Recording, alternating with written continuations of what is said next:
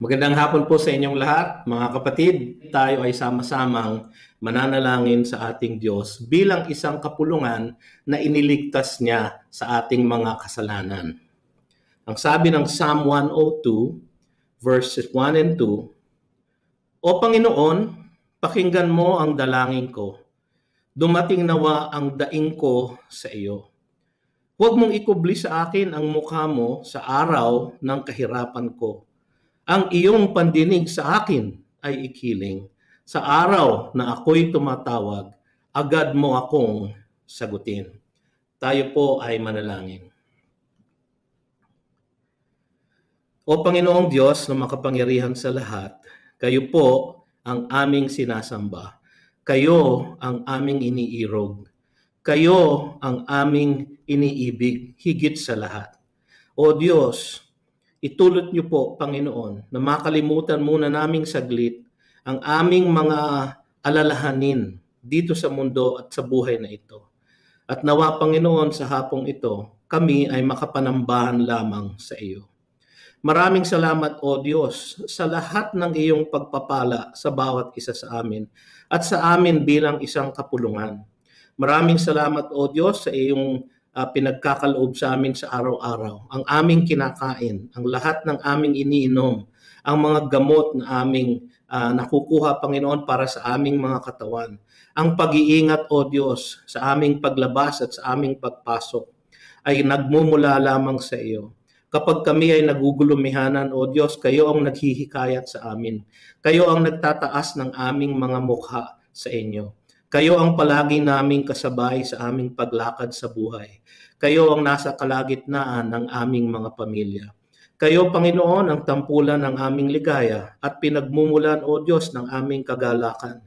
Marami pong salamat, O Diyos, sa lahat ng mga biyayang ito na hindi man namin hinihingi sa iyo, Panginoon, ay ipinagkakaloob mo ng sobra-sobra sa bawat isa sa amin.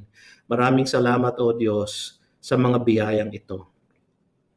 Gayon din, O Diyos, kami ay lumalapit sa iyo at humihingi ng kapatawaran sapagkat sa gitna ng iyong mga biyaya sa amin at katapatan sa amin, O Diyos, inaamin namin, Panginoon, na madalas kaming magkasala sa iyo. Madalas kaming makalimot, Panginoon, sa iyong mga utos sa amin na aming dapat ipinapahayag palagi ang inyong mabuting balita ng kaligtasan. Na amin dapat sinusunod ang lahat ng inyong mga kautusan sa amin, na amin dapat pinapasakop ang aming sariling kalooban sa iyong kalooban, O Diyos. Madalas, Panginoon, kami ay nagpupumiglas upang kami ang maghari sa aming mga puso at isipan. O Diyos, patawarin mo kami sa aming pagsasalangsang sa iyong banal na pangalan. Panginoon, sa hapong ito, dala namin ang aming mga dalangin sa iyo. Hindi upang dagdagan ang iyong kaalaman sapagkat alam namin, O Diyos, na ito ay alam mo ng lahat. Ngunit kami ay lumalapit at inilalatag ang mga dalangin ito upang aming maibaling ang aming kalooban at magpasakop sa kalooban mo. Sapagkat ang iyong kalooban, Panginoon, ang ganap at tama at pinakamahusay para sa bawat isa sa amin. Datapwat, O Diyos, ang aming dalangin ay ang iyong kalooban ang masunod nawa sa lahat ng aming hihilingin sa iyo. O Diyos, dalangin namin ang aming bansa. Kayo po ang magbigay ng linaw ng pag-iisip sa aming mga pinuno upang mapangasiwaan nilang mabuti ang vaccination program, Panginoon, na ngayon ay nangyayari sa aming bansa. Nawa ay dumating na ang lahat ng mga vaccine na kailangan ng bawat isang Pilipino na pwedeng mabakunahan. Nawa, Panginoon, ang mga vaccine na ito ay binibigyan mo ng kakayahan, ng kalakasan, Panginoon, upang kami ay maprotektahan dito sa coronavirus na ito, na ngayon ay laganap na sa aming kalagitnaan. Panginoon, talos mo na merong mga bagong variant ngayon na umiikot at lalong nakahahawa. At nalalaman mo, O Diyos, na tumataas muli ang mga infection sa aming kalagitnaan. O Diyos, mahabag ka sa amin, Panginoon. Marami na kaming mga kasama sa kapulungan na ito na namatay, nabawian ng buhay, Panginoon, dahil dito sa virus na ito. Maraming mga pamilya ngayon ay naka-quarantine sapagkat ang ilang miyembro nila, Panginoon, ay nahawa na. O Diyos, itinataas namin ang bawat isa na merong coronavirus na sakit na ito, Panginoon, kayo po ang magpagaling sa kanila. Kayo po ang magpalakas ng kanilang mga baga. Kayo po ang magbigay ng lakas sa kanilang katawan upang sila ay hindi sumuko sa virus na ito, Panginoon. At kung inyong mamarapatin, Panginoon, at kung ikagagalak ninyo, O Diyos, buhayin niyo po sila. Ibalik niyo po ang kanilang kalakasan, Panginoon, upang sila ay magpatuloy sa kanilang paglilingkod sa iyo. O mahabaging Diyos, maawa ka po sa aming bansa, sa aming daigdig na ngayon ay talaga namang nasadlak na sa hirap dahil sa coronavirus na ito. Kayo po ang may hawak ng lahat. Kayo po ang may kapangyarihan na ihinto ang coronavirus pandemic na ito. Kaya sa iyo namin, Panginoon, idinudulog ang kahilingang ito, sapagkat kayo lang, O Diyos, ang makapaghihinto nito sa aming kalagitnaan. At hihintayin namin, O Diyos, ang panahon na bibigyan ninyo ng pagtigil ang pagkalat ng virus na ito. Sapagkat meron po kayong dahilan kung bakit po ito umiiral sa aming kalagitnaan ngayon. Meron po kayong mensahe na inihahatid sa amin at sa buong daigdig na kayo ang Diyos, na kayo ang dapat sambahin, na kayo ang dapat panaligan ng lahat. Panginoon, hindi po kami nakikinig. Kaya po siguro nangyayari ito sa aming kalagitnaan. Gawin niyong malinaw, O Diyos, ang inyong mensahe sa bawat isa upang ang salot na ito, Panginoon, ay tumigil na at kami ay maibalik sa dati naming gawa at gawi. Kayo po, O Diyos, ang may plano para sa amin. Kung ano man ang mangyari sa amin, Panginoon, alam namin na ito ang pinakamahusay para sa bawat isa sa amin.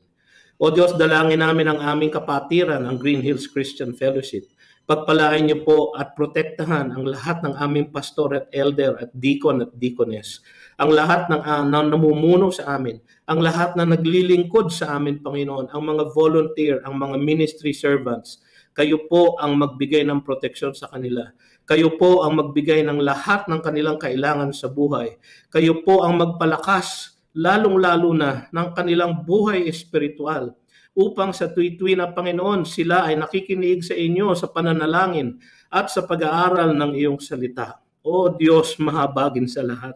Kayo po ang magpalakas sa amin bilang isang kapulungan upang kami ay lalong mag-iba yung aming paggawa at pagpamamahayag ng inyong dakilang ebanghelyo, ang mabuting balita ng kaligtasan, Panginoon. Isang kautusan niyo, Panginoon, na madalas naming hindi pinapansin. Panginoon, patawarin niyo po kami at bigyan niyo po kami ng bagong lakas, ng bagong gana, upang lahat kami, Panginoon, mula sa mga pastor hanggat sa bawat miyembro, Panginoon, ay maging misyonero nga, O Diyos, katulad ng inyong gusto at katulad ng inyong kalooban para sa inyong mga hirang. Panginoon, maraming salamat sa inyong presensya sa aming kalagitnaan sa hapong ito. Hindi man kami nagkikitang pisikal, O Diyos, dama namin, Panginoon, ang inyong presensya sa aming kalagitnaan.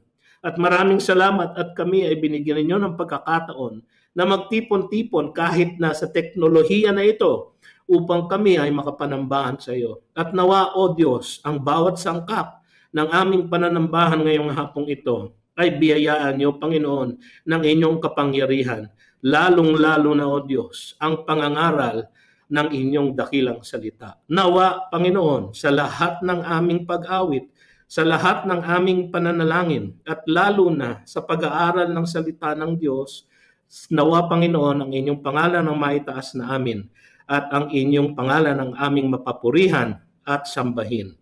Ito ang aming samot dalangin sa pangalan lamang ni Jesus na aming dakilang mananakop at tagapagligtas. Amen at amen.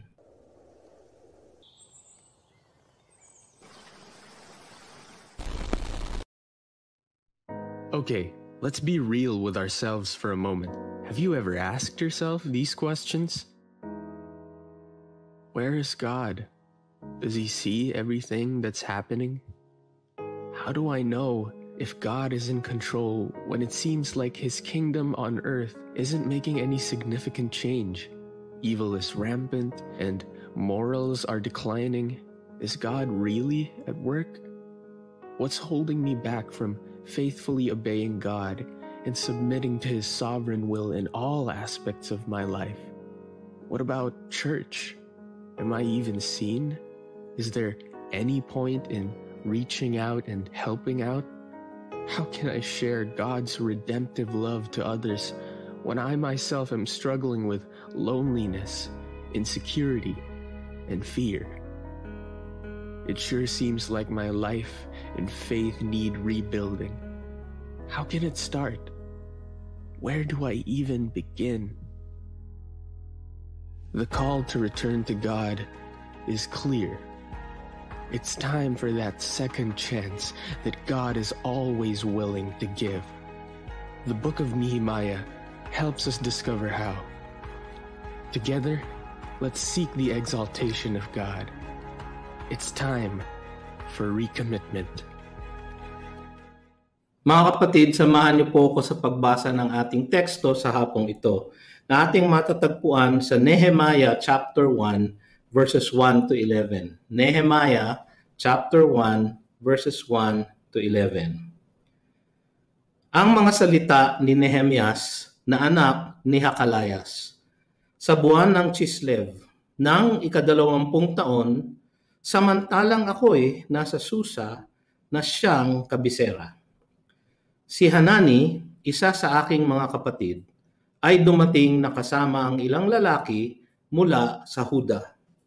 Tinanong ko sila tungkol sa mga Hudyo na natirang buhay, na nakatakas sa pagkabihag at tungkol sa Jerusalem. Sinabi nila sa akin, ang mga natirang buhay sa lalawigan na nakatakas sa pagkabihag ay nasa isang malubhang kalagayan at kahihiyan.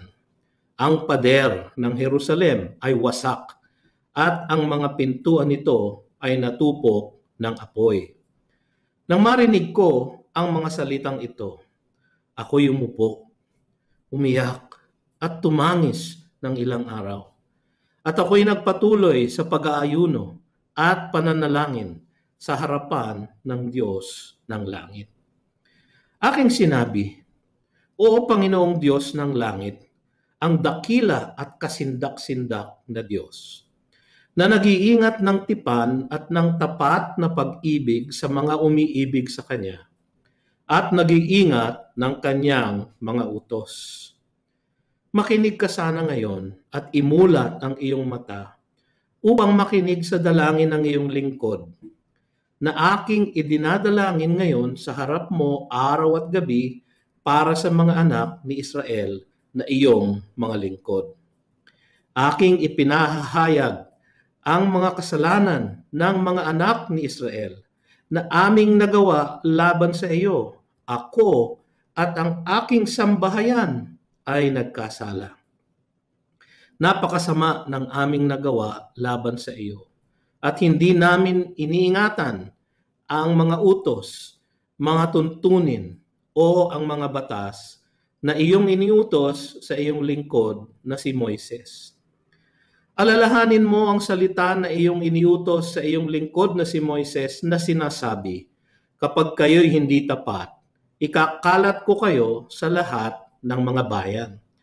Ngunit kung kayo'y manumbalik sa akin at ingatan ninyo ang aking mga utos at gawin ang mga ito, bagaman ang inyong pagkakawatak-watak ay nasa kaduluduluhang bahagi ng mga langit, aking titipunin sila mula roon at dadalhin ko sila sa lugar na aking pinili upang patirahin doon ang aking pangalan. Ang mga ito, ang iyong mga lingkod at ang iyong bayan, na tinubos mo sa pamamagitan ng iyong dakilang kapangyarihan at sa pamamagitan ng iyong malakas na kamay. O Panginoon, pakinggan mo nawa ang panalangin ng iyong lingkod na nalulugod na igalang ang iyong pangalan. Pagtagumpayin mo ngayon ang iyong lingkod at pagkalooban mo siya ng kaawaan sa paningin ng lalaking ito. Noon ay tagapagdala ako ng kopa ng hari. Pagpalain nawa ng Panginoon ang kanyang salita sa ating kalagitnaan ngayong hapong ito. Mga kapatid, buksan niyo po ang inyong Biblia sa Nehemiah chapter 1 at pag-aaralan po natin yung mga talata na ating binasa kanina. Dito po ay nag-uumpisa tayo sa isang bagong serye ng mga mensahe sa aklat ni Nehemiah na patungkol sa pagtatalaga muli ng bayan ng Diyos para sa kanyang kalwalhatian. Ang pamagat po ng ating mensahe ngayong hapong ito ay ang mga sangkap ng makadiyos na pamumuno. At ang ating teksto po muli ay nasa Nehemiah chapter 1 verses 1 to 11. Mga kapatid, talus nyo naman na maraming mga hamon ang ating hinaharap ngayon dahil sa pinsalang ginawa sa atin at sa buong daigdig ng pandemyang COVID-19. Marami na nga ang nabawian ng buhay. Marami ngayon ang may sakit. Muli ulit umaakyat ang bilang ng mga new infections sa ating kalagitnaan. At naitala pa na mayroong mga bagong variant, mayroong pangang Philippine variant na ngayon ay nasa atin na rin. At marahil ito ang nagiging mas nakahahawa, kaya mas higit na marami ang nahahawa ngayon. Marami na ang nawala ng trabaho at nasarhan ng kanilang mga negosyo. At dahil dito, ang ekonomiya ng ating bansa ay bagsak na. Sa loob ng 35 years po ng ating economic history, ngayon lang po bumagsak ng ganito kalalim ang ating ekonomiya. Alam niyo, ang ating ekonomiya ay nakasandal sa mga mamimili at sa kanilang paggastos sa mga tindahan, sa mga restaurant, sa mga shopping center. At dahil ang lahat o ang marami sa mga ito ay sarado ngayon, at kakaunti lang ang nakalalabas, maraming mamimili ang hindi nakikilahok sa ating ekonomiya sa oras na ito. Kaya nga pati ang ating mga manufacturing sector, ang ating agricultural sector ay bagsak na rin. Kailangan po natin talaga ipanalangin ang ating bansa at ang ating ekonomiya. Paano ba natin maibabangon itong mga ito? Higit pa dito mga kapatid, marami ang nalulungkot. Marami ang nagtatanong, paano kaya makababalik ang aming buhay? Paano kaya kami makababawi? Paano kaya kami makakatiyak na kung kami ay bawian ng buhay dahil sa pandemyang ito, kami ay masasapiling ng Diyos sa kabilang buhay? Mga kapatid, ang bawat hamon ay may oportunidad. At yan po ang oportunidad natin ngayon bilang mga Kristiyano sa gitna ng pandemyang ito. So ang lahat ng pagsubok may pagkakataon na kumilos ang ating Panginoon para maisagawa ang kanyang kalooban at maipahayag ang kanyang kalwalhatian sa ating kalagitnaan. Nasa ganyang sitwasyon ng Israel noong panahon ni Nehemiah. Alam nyo, dahil sa pag-aasawa ni Solomon ng mga babaeng pagano, meron po siyang 700 concubines at 300 na asawa. Hindi ko naman alam kung anong ginagawa niya sa 1,000 mga babae na kanyang inasawa. Lahat, marami po doon ay kanyang pinakasalan para sa mga layuning politikal upang lalong patibayin ang pamumuno niya sa Israel noong panahon na siya ang hari. Dahil dito sa mga paganong babae na ito, nalayo ang puso niya at nalayo din ang puso ng bayang Israel sa ating Diyos. Di nagtagal, nahati ang bayan. Sa hilagang bayan, ang tawag nila ang Israel, at ang katimugang bayan, ang tawag nila ay Judah. Dahil sa makasalanang buhay nila, itinapon ang Israel sa Assyria noong 722 BC at ang Judah sa Babylonia noong 586 BC. Ang eksena ng Nehemiah ay 140 years na po pagkatapos ng paghuhusga ng Diyos na ito.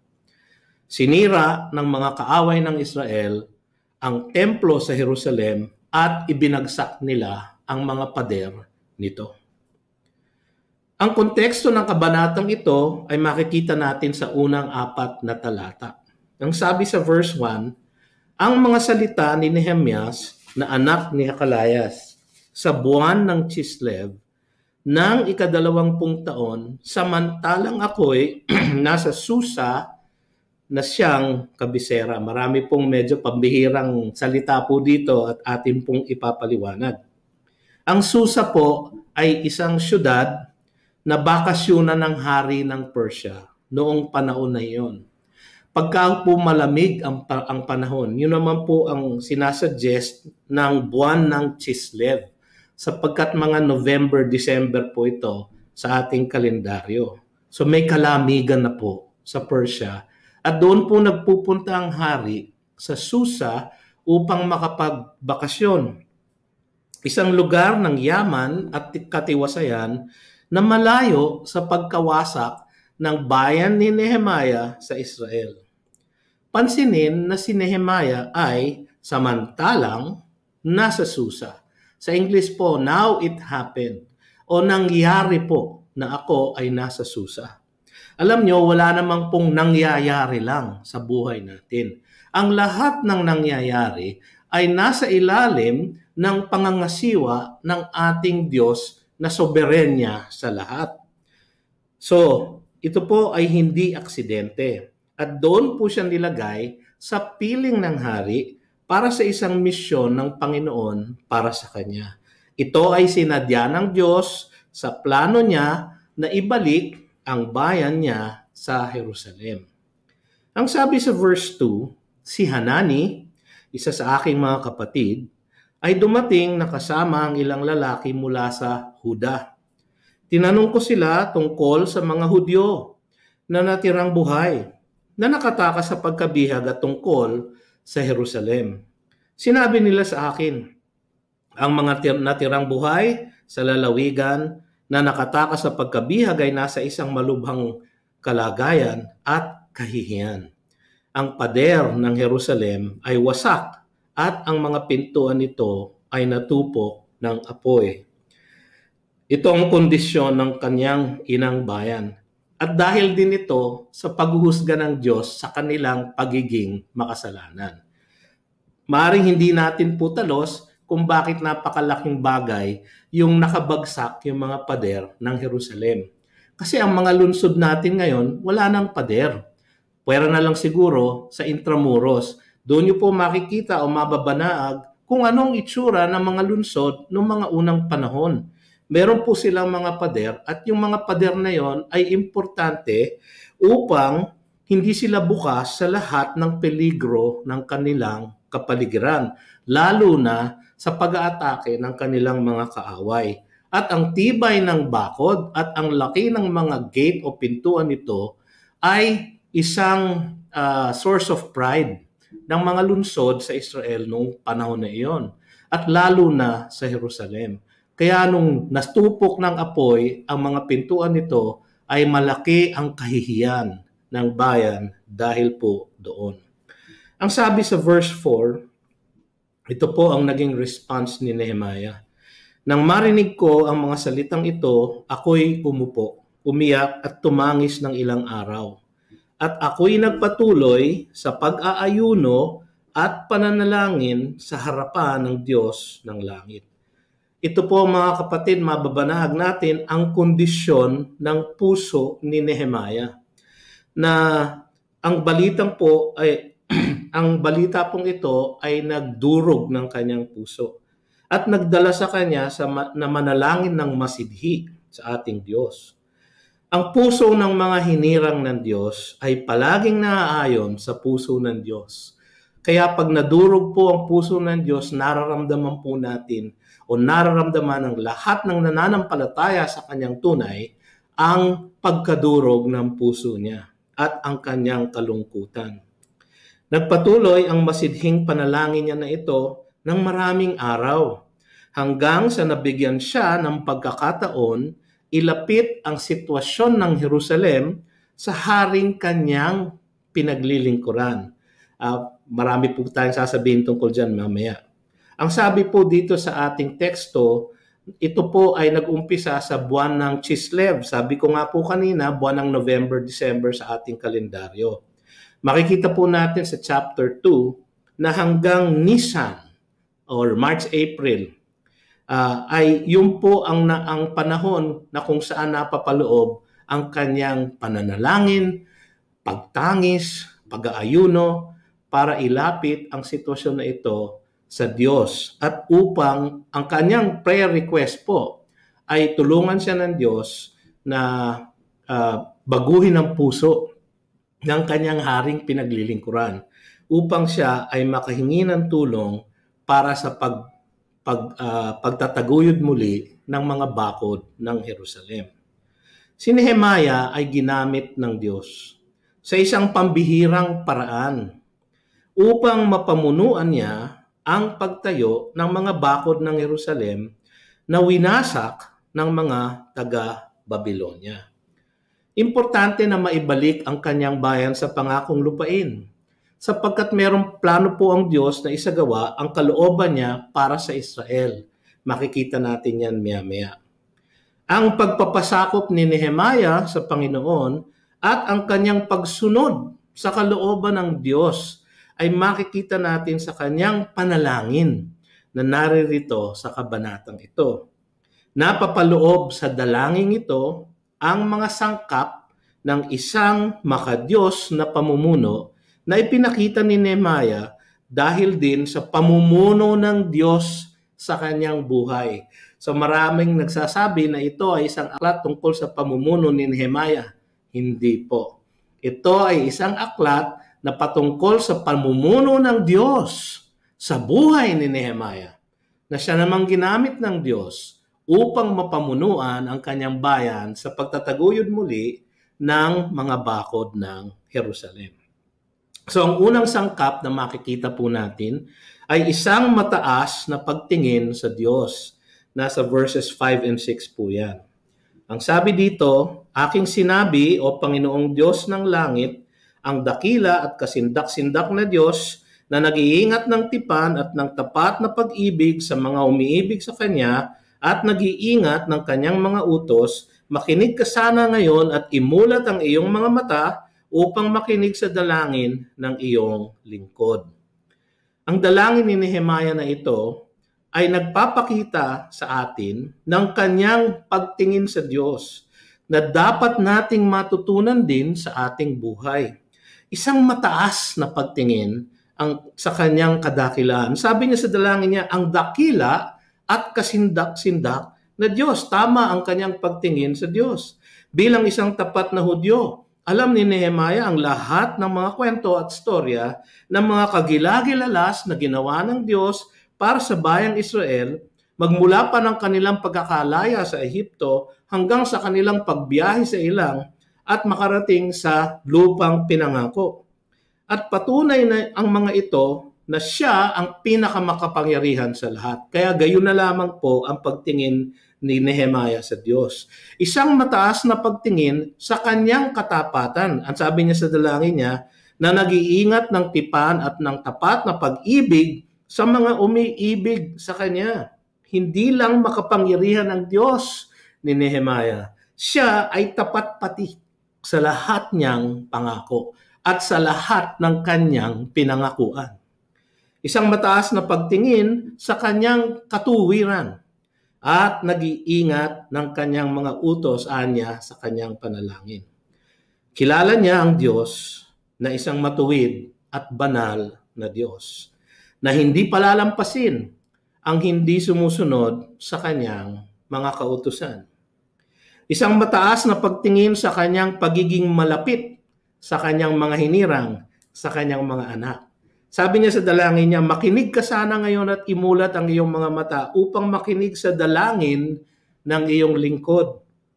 Kahit na dakila at makapangyarihan at napakataas ng kanyang Diyos, hindi siya malayo sa kanyang mga anak, lalo na sa tumatawag sa kanya mula sa kanilang nadurog na puso.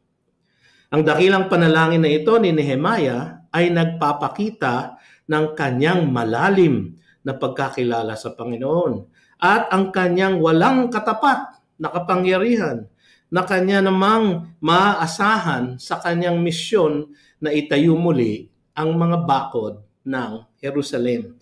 Ang ating pong Diyos ay mataas at kagilagilalas. Ganyan po dapat ang pagtingin natin sa Kanya. Pangalawang sangkap po ay isang tapat na pagtingin sa sarili. Sabi niya sa verses 6 to 7. Sabi sa verse 6, patuloy ng verse 6, na aking idinadalangin ngayon sa harap mo araw at gabi para sa mga anak ni Israel na iyong mga lingkod, aking ipinahayag ang mga kasalanan ng mga anak ni Israel na aming nagawa laban sa iyo. Ako at aking sambahayan ay nagkasala. Napakasama ng aming nagawa laban sa iyo at hindi namin iningatan ang mga utos, mga tuntunin o mga batas na iyong iniutos sa iyong lingkod na si Moises. Kilala ni Nehemiah ang kanyang Diyos at kilala din niya ang kanyang sarili. At katulad ng lahat na nakakainkwentro ang isang banal at kabanabalan na Diyos, naging malinaw kay Nehemiah ang lala ng kanyang kasalanan. Alam niya na siya mismo ay makasalanan. Sabi niya, ipinahayag ang mga kasalanan ng mga anak ni Israel. Ako at ang aking sambahayan ay nagkasala. Siya mismo ay makasalanan, sabi niya. Sapagkat alam niya na walang nakaaabot sa pamantayan ng Diyos ng katuwiran at kabanalan. Siya ay kabilang sa isang bayan na pinarusahan na nga ng pagkakatapon sa ibang bansa dahil sa kanilang sama-samang pagiging taksil sa kanilang Diyos na palagi namang naging tapat sa kanila. Alam niya ang kasalanan ay laban sa Diyos lang at sa Diyos mismo. Sabi niya, napakasama ng aming nagawa laban sa iyo. No? Hindi daw nila pinag-ingatan ang mga inutos ng Diyos ayon kay Moises. Dahil ang ating Diyos ay ang banalang Diyos sa lahat, siya ang pinaka-nasasaktan sa kasalanan ng kanyang mga nilikha. Kung meron man nasasaktan sa ating mga pagkakasala, ang Diyos higit sa lahat sapagkat siya ang banal sa lahat. Kaya ang sakit ng kasalanan ay pinakamatindi sa puso ng ating Diyos kapag ang kanyang mga nilikha katulad natin ay nagkakasala sa kanya. Ang isang tapat na pagtingin sa ating sarili bilang mga makasalanang tao na ligtas lang dahil sa kagandahang loob ng Diyos ay mahalaga kung tayo'y magpapasakop sa pamumuno ng Diyos sa ating buhay tulad ng ginawa ni Nehemiah. Ang mga kumikilala sa kanilang pagiging lubos at lulong sa kasalanan ay malamang nayayakap sa kaligtasang alok ng Diyos at magiging higit na mapagpasalamat sa kagandahang loob ng ating Panginoon.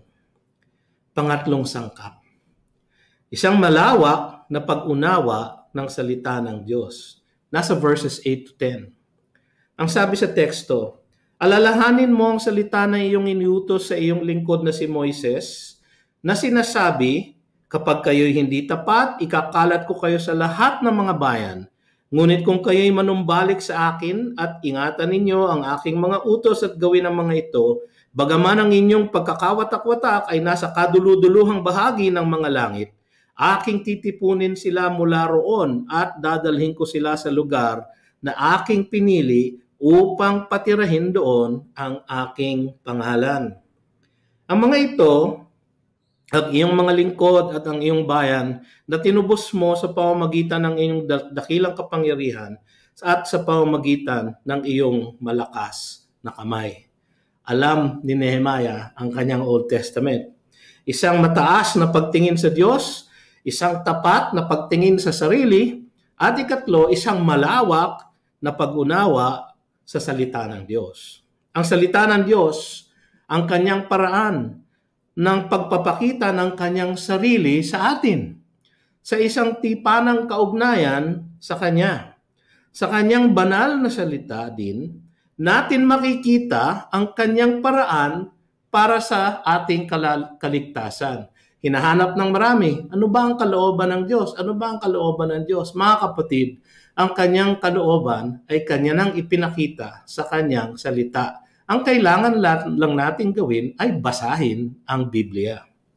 Talos ni Nehemiah ang kahatulan ng Diyos sa kasalanan. Sabi niya, alalahanin mo ang salita na iyong inutos kay Moises na sinasabi, kung kayo'y hindi tapat, ikakalat ko kayo.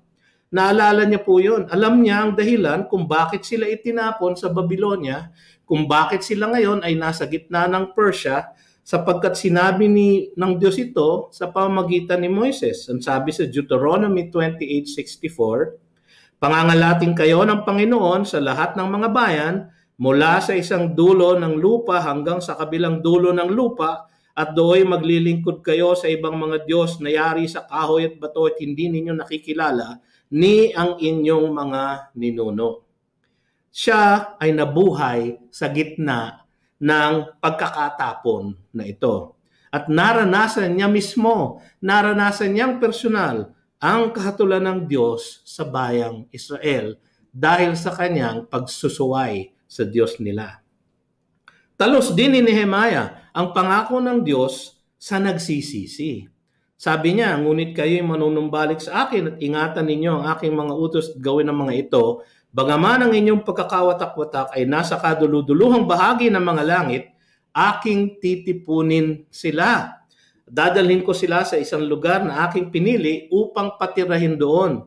Yun po ay ang bayang Jerusalem.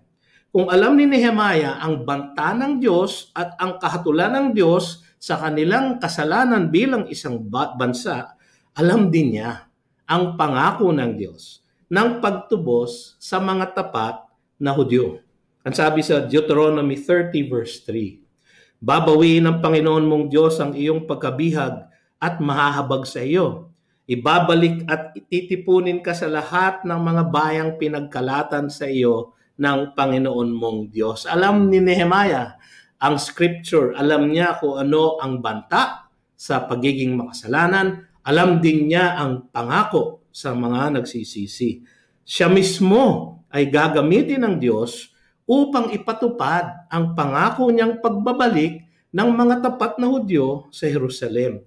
Nasa gitna siya ng pagiging totoo ng salita ng Diyos. Napaka-exciting po ng buhay ni Nehemiah.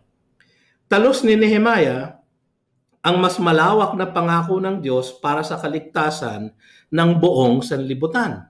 Ang sabi niya, ang mga ito ang iyong mga lingkod at ang iyong bayan na tinubos mo sa pamamagitan ng iyong dakilang kapangyarihan at sa pamamagitan ng iyong malakas na kamay. Tinutubos niya ang bayang Israel. May malinaw na kalooban ng Diyos sa kanyang pagtutubos ng kanyang sariling bayan.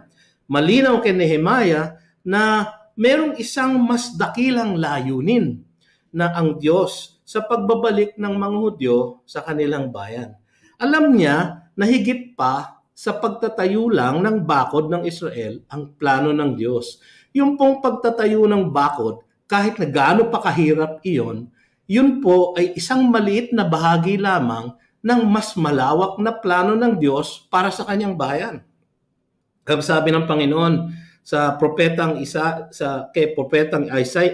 sa Isaiah 49:6, oo, kanyang sinasabi, napakagaan bang bagay na ikaw ay naging aking lingkod upang ibangon ang mga lipi ni Jacob at panumbalikin ang iniingatan ng Israel? Ikaw ay aking ibibigay na pinakailaw sa mga bansa upang ang aking kaligtasan ay makarating hanggang sa dulo ng lupa. Yun po ang plano ng Diyos para sa kanyang bayang Israel. Para sila daw po ang magdala ng ilaw ng kaligtasan sa lahat ng mga bansa sa buong mundo. Nangyari po ba yun? Nangyari po yun. Sapagkat ang unang iglesia na itinatag ay iglesia ng Jerusalem. At ang unang mga apostol at misyonero ay mga Hudyo. At sila ang nagdala ng ilaw ng kaligtasan ng Ebanghelyo sa lahat ng ibang bansa, pati na rin sa atin.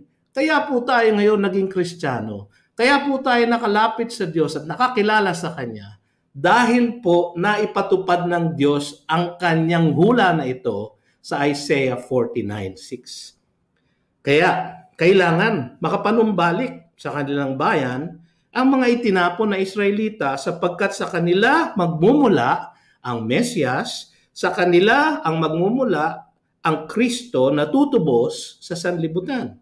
At ang unang iglesia na magkakalat ng ebanghelyo ay ang iglesia sa Jerusalem. At ikinalat nga nila, mga kapatid, sa buong mundo ang dakilang ebanghelyo ng kaligtasan. Isang tiyak na pananalig sa Diyos ang ikaapat na sangkap. Nasa verse 11 po. Maganda po itong verse 11. O Panginoon, pakinggan mo nawa ang panalangin ng iyong lingkod, na nalulugod na igalang ang iyong pangalan. Pagtagumpayin mo ngayon ang iyong lingkod at pagkalooban mo siya ng kaawaan sa paningin ng lalaking ito. Noon ay takapagdala ako ng kopa ng hari. Makikita niyo po dun sa huling kataga kung sino po yung lalaking ipinapanalangin ni Nehemiah. Ang pinapanalangin po niya ay yung hari. Si King Artaxerxes, sabi nila baka daw yun proper name. Baka hindi po yun talaga ang kanyang pangalan. Ang isa pa hong titulo niya ay Ahasuerus. Napakahaba po. Artaxerxes Ahasuerus. Ganyan po ang tawag sa kanya. Makikita niyo po ang kanyang paghahari actually, kung babasahin niyo po ang aklat ni Esther. Yung pong aklat na nasa pangalan ni Esther ay sinulat ng Diyos at kanyang preserve para sa atin para makita natin kung paano preserve ng Diyos ang bayang Israel sa loob ng kanilang pagkakatapon. Sa pamamagitan ni Esther na isang beauty queen na naging reyna ng hari, no, na naligtas po nila ang buong bayan ng Israel mula sa isang paghamak ng isang tao na ang pangalan ay si Haman. At dahil po doon, nagpatuloy ang kanilang lipi kahit sa gitna ng pagkakatapon nila. Isang mataas na pagtingin sa Diyos, isang tapat na pagtingin sa sarili, isang malawak na pag-unawa sa salita ng Diyos, at ikaapat, isang tiyak na pananalig sa Diyos. Hindi kayo makakagawa ng mga gawain ng isang dakilang Diyos kung hindi tayo lubos na magtitiwala sa kanyang pamumuno at katapatan sa pagtupad niya ng kanyang kalooban sa pamamagitan natin.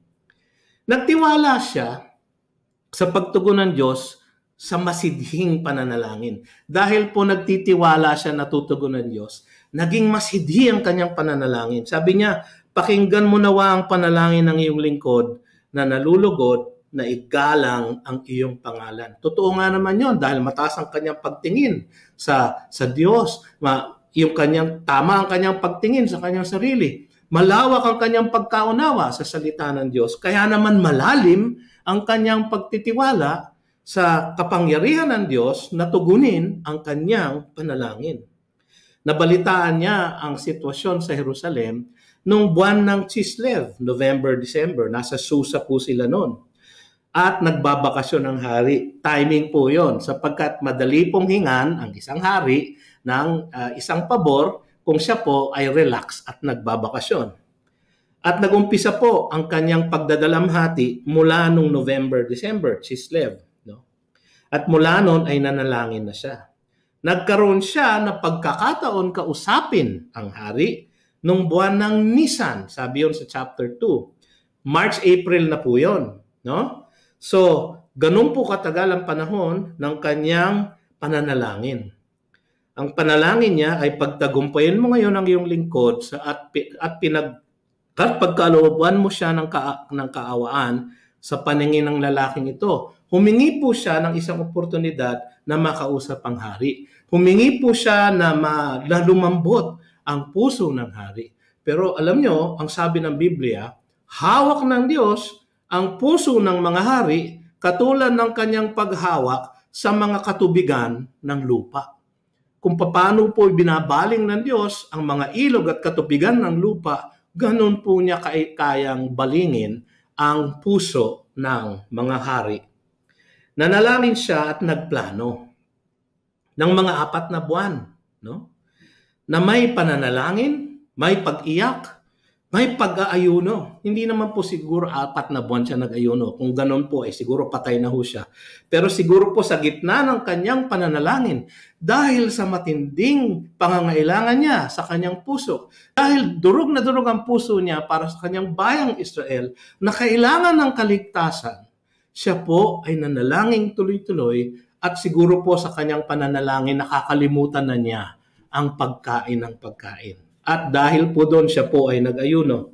Tanda ito ng isang pusong pinaghaharian ng kalooban ng Diyos na handang sumunod sa ipinag-uutos ng Panginoon. Nagtiwala din siya at nagplano ng mga detalyadong paghahanda. Sabi niya, noon ay tagapagdala ako ng kopa ng hari, cupbearer. Hindi po yun butler. Hindi po yun basta-bastang utusan lang. Hindi po siya valet. No? Naunawaan ni Nehemiah na iniligay siya ng Diyos sa isang pambihirang posisyon. Tagapagdala ng kopa ng hari. No? Mga kapatid, yung pong posisyon na ito ay pinipili ng hari. Kasi alam nyo, nung panahon yun, ang mga hari nun ay absolute monarch. No? Ang inyong buhay ay nasa kanilang mga kamay. Sa isang salita lang nila, maaring paslangin ang isang taong hindi nila gusto o hindi naging tama ang paninilbihan sa kanila. Kaya po yung kanyang posisyon na yon ay peligroso at isang pribilehyo sapagkat hindi po naman basta-bastang lalaki lang ang pinapapasok sa loob ng kaharian ng presensya ng kanang hari ng Persia. Pinipili po yung pinakagwapo, pinipili po yung pinakamatino, yung pinakamatalino, yung pinakamatikas, yung pinakamatipuno, yung pinakamagaling. Datapot ang lahat ng iyan ay meron si Nehemiah na nagmula sa Diyos at ang Diyos din ang naglagay sa kanya sa posisyon na iyon. So ang trabaho ito, hindi lang basta-basta utusan ng hari, isa itong posisyon ng pagtitiwala. Sapagkat ang buhay ng hari ay nasa kanyang kamay. Titikman niya muna ang pagkain ibinibigay sa hari. Iinumin muna niya ang alak o ang inumin na ibibigay sa hari. Para kung ito ay merong lason, siya po ang mamamatay at hindi po ang hari. Datapwat, nagkaroon ng pagtitiwala ang hari sa kanya. At naging malambot ang puso ng hari sa kanya. Aksidente? Hindi po. Sinadya po yun ng Diyos na ilagay siya doon at magkaroon ng pagtitiwala ng hari sa kanya. Ito rin ay posisyon ng isang tagapayo sa hari. Kaya kailangan ng talino at ng karunungan. So hindi lamang po siya basta-basta butler. Siya po ay isang advisor. Naintindihan ni Nehemiah na siya ay ginawang katiwala ng hari upang mahilingan niya ang hari ng tulong na kailangan para sa kanyang misyon na itayo ang mga bakod ng Jerusalem. Makikita nyo, medyo ayoko hong pangunahan, pero sa chapter 2 po, makikita nyo mula siguro sa verse 4 hanggang verse 8. No? Makikita nyo, nung humiling siya sa hari, no? Nung humiling siya sa hari, binanggit doon na kasama ng hari ang reyna. Importante po yon. Tandaan niyo po si Esther. Si Esther po siguro ay grand stepmother nitong hari na ito. Ito po ay makalipas na ng ilang henerasyon magmula sa panahon ni Esther. Malamang po ang impluwensya ni Esther ay hindi na limita doon sa henerasyon na yon. Marahil ang kanyang pagiging Hudyo, ang kanyang pananampalataya sa Diyos ay naipasa niya sa ibang henerasyon. At dahil nga doon, yung hari po ay naging hindi katulad ng ibang mga hari ng Persia na madalas ay isinasantabi lang ang reyna. Ang reyna po ay nasa isang posisyon ng pagtitiwala din. So marahil po ay naimpluwensyahan siya ni Esther. Alam niyo naman po pag gumawa ang ating Diyos, ay ginagawa niya ang lahat ng bagay upang ang kanyang kalooban ay masunod sa lahat ng mga sitwasyon, sa lahat ng mga pangyayari, sa lahat ng mga taong inilalagay niya sa loob ng sitwasyon na iyon. At yun ay kanyang isinasagawa upang ang kanyang kalooban ay masunod. Ganyan po ang ating Diyos. Alam ni Nehemiah na hindi aksidente ang pangyayaring ito. Ito ay gawa ng kamay ng Panginoon sa kanyang buhay at sa buhay ng bayan ng Israel. Makikita natin sa mga susunod na kabanata na hindi lang masidhi ang pananalangin ni Nehemiah, matindi rin ang kanyang pagpaplano. Nagplano siya kung gaano siya katagal sa Jerusalem. Alam niya kung saan siya titira. May plano siya para sa sarili niyang bahay, pamamahay. May plano siya para sa pagtatayo ng mga bakod. Alam niya kung ilang mga puno ang kailangan tumbahin upang maisagawa niya ang buong bakod ng Jerusalem. Sa makatuwid, mga kapatid, meron po siyang strategiya. Meron po siyang planning na ginawa. Sa kanyang pananalangin, ganun po kalakas ang pananampalataya na ibinigay ng Diyos sa kanyang pananalangin, at dahil doon, naisagawa ang kalooban ng Diyos para sa kanyang bayan. Ito ang tanda ng tunay na pagtitiwala niya sa pamumuno ng Diyos. Hindi po sa pamumuno niya, sa pamumuno ng Diyos at pagkilos ng Diyos para matupad ang kanyang kalooban sa pamamagitan ni Nehemiah. Mga kapatid, tayo po ay nasa isang unique na sitwasyon ngayon. Marami po sa ating mga kaibigan, mga kamag-anak, mga kapitbahay, mga kabarangay ang hindi pa nakakakilala sa Diyos. Marami ang natatakot na kapag sila ay nabawian ng buhay dahil sa virus na ito, ay wala silang ibang pupuntahan kundi sa malayo sa Diyos. Marami ang nangangamba at hindi nila alam ang kanilang kinabukasan sa magpakailanman. Isang oportunidad po, mga kapatid, upang ating maitaguyod ang bakod ng pananampalataya ng ating bayan. Marami po sa Pilipinas ang nalulumo dahil hindi po sila masaya sa ating pamumuno, sa pamumuno ng administrasyon. Natatakot sila sa politika ng bayan, hindi tiyak kung sinong susunod na mamumuno. Pinangangambahan ng marami kung sila ay mababakunahan nga. Pinangangambahan ng marami na kung ang ating ekonomiya ay manunumbalik. Mga kapatid, ang lahat ng iyan ay oportunidad upang tayo ay magamit ng Diyos para itayo ang mga bakod ng pananampalataya ng ating mga kababayan at ng ating buong bayan. Mga kapatid, hindi po aksidente na kayo ay nasa GCF. Ang GCF po ay hindi aksidente na iniligay sa sentro ng lungsod natin. Hindi po aksidente na ang mga ibang miyembro natin ay nasa mga posisyon na may impluwensya sa militar, sa pulis, sa kapamahalaan, sa mga negosyong malalaki. Hindi po aksidente iyan. Kahit po sa maliliit na bahay, pamamahay, mga barangay. Hindi po aksidente na baka kayo lang ang Kristiyano sa inyong purok, sa inyong barangay, sa inyong pamamahay, sa inyong mga pamilya. Hindi po aksidente iyon. Ang lahat pong iyon ay gawa ng Diyos at meron siyang misyon para sa ating lahat. Ang ating misyon ay ang panunumbalik ng ating bayan sa Diyos. Ang ating misyon ay ang panunumbalik ng mga makasalanan sa Panginoon. Ang tawag po natin diyan ay ang Great Commission. Gawin nating mga disipulo ang lahat ng mga bansa sa pangalan ng Ama, Anak at Espiritu Santo at turuan natin silang sumunod sa lahat ng kanyang mga iniutos sa atin. At siya ay mapapasa atin magpakailanman. Mga kapatid, yan po ang isang hamon sa atin. Isang mataas na pagtingin sa Diyos, isang tapat na pagkakilala sa sarili, isang malawak na pag-unawa sa salita ng Diyos, isang tiyak na pananalig sa ating Panginoon. Ito ang mga sangkap ng isang makadiyos na pamumuno na nakita natin sa panalangin ni Nehemiah. Sa ating pag-aaral ng aklat na ito, makikita nating paulit-ulit ang mga temang ito sa kwento ng buhay ni Nehemiah at kung paano siya ginamit ng Diyos upang itaguyod muli ang mga bakod ng Jerusalem at ang buhay pananambahan ng bayan ng Diyos.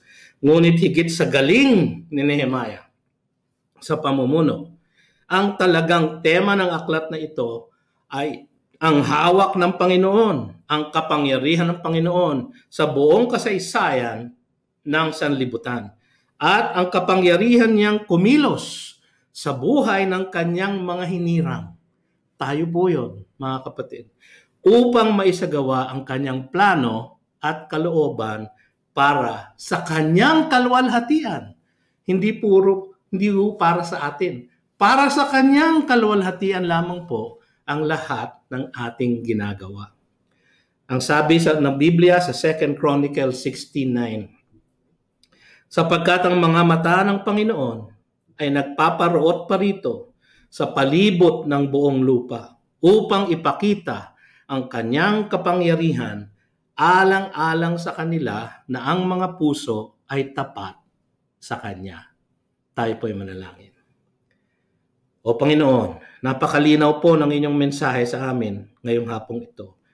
Gamitin niyo nga po kami upang itaguyod muli ang mga bakod ng pananampalataya ng aming mga kaibigan, mga kapamilya, mga kamag-anak, mga kabarangay, mga kababayan. O Diyos, gamitin niyo kami sa lahat ng mga pwesto na kung saan niyo kami inilagay upang aming magamit ang aming impluensya sa pagsasagawa ng isang dakilang komisyon na inyong binigay sa bawat isa sa amin. Maging tapat nawa kami, Panginoon, sa aming pagpapasakop sa iyo upang ang iyong pamumuno sa aming buhay ang siyang pagkilos namin sa kalagitnaan ng mundong ito upang isagawa ang kalooban mo na magbibigay ng kaluwalhatian sa iyo. Ito nawa ang mangyari sa aming mga buhay, O Diyos, sa pangalan ni Jesus. Amen at Amen. Tayo po ay manalangin. Panginoon, kayo po ang magpataw ng inyong basbas at pagpapala sa bawat isa sa amin. Nawa ang kagandahang loob ng Diyos na makapangyarihan sa lahat at ang biyaya at pag-ibig ni Kristo na ating tagapagligtas at ang pakikipisan, tanglaw at gabay ng Espiritu Santo ang mapa sa atin nawa magmula ngayon at magpakailanman. Amen at Amen. Magandang hapon po, mga kapatid.